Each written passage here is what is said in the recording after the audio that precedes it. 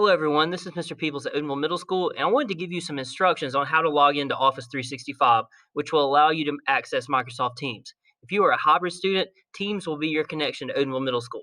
You'll have to check here daily to keep up with assignments provided by your teacher. And if over the course of the school year we have to go to a full virtual model similar to what we had to do in March, Teams will be the connection to Odenville Middle School. We will be using Teams at school extensively as well, so kids that have followed the traditional model of learning will be familiar with Teams should we have to shut down. Now, the first thing you're going to have to do after firing up your computer is open the internet using one of the following browsers: Google Chrome, Firefox, or Edge. I'm using Edge right here. At home, I use Google Chrome. It's really just a personal preference. Now, if you were at a school computer, you would click the Office 365 icon like you see right here where my cursor is, but we're assuming that you are doing this from home. So, if at the top of the address bar you will enter portal.office.com, that will take you to the Office 365 login, or you can visit the Odenville Middle School website, oms.sccboe.org, and you can click this link right here, which says click here to log into Office 365 Microsoft Teams. This is an all roads lead to Rome situation, so just whatever you're most comfortable with is what is best for you. Now I'm going to enter in a student username just to show you how this works. Now the student username is unique to each student, and it begins with their last name. So I'm going to go ahead and type in a last name, and this is followed by a period and then 4 digits, which again are unique to each student. It's part of the student ID, and there's no real predictor of what this is. It's one of those things that either you know it or you don't.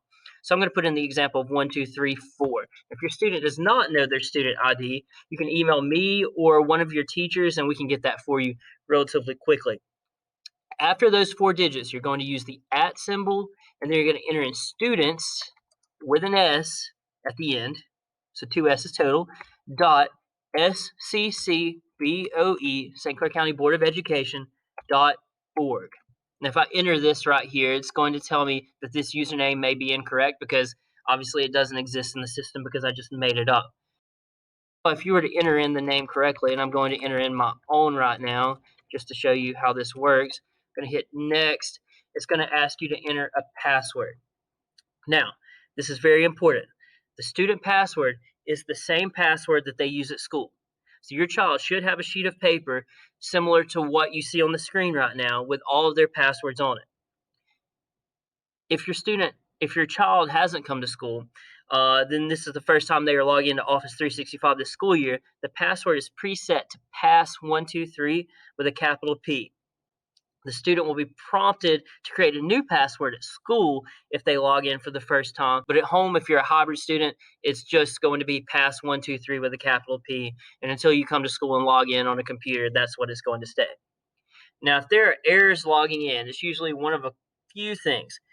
Check the username to make sure that students is plural. So going back for just a second, last name dot 1234 at students with an S dot SCCBOE.org.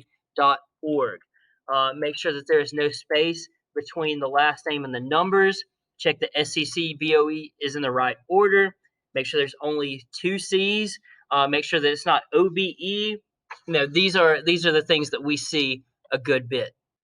Now, once you have logged in, you will see this full suite of Office 365 icons or apps.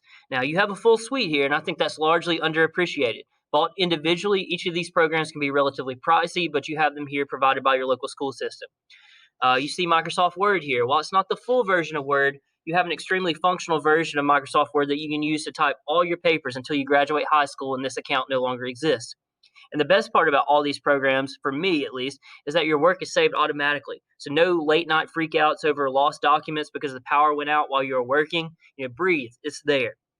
You also have Outlook here, which is a student email address. And this email address is the same thing that you use to log on to Office 365. So lastname.1234 at students.sccboe.org. I could send an email to there right now, and it would be there. We want to stress that it is St. Clair County Board of Education policy that all email between teachers and students must be conducted through this email address. Teachers cannot email students through the students or the teacher's personal account.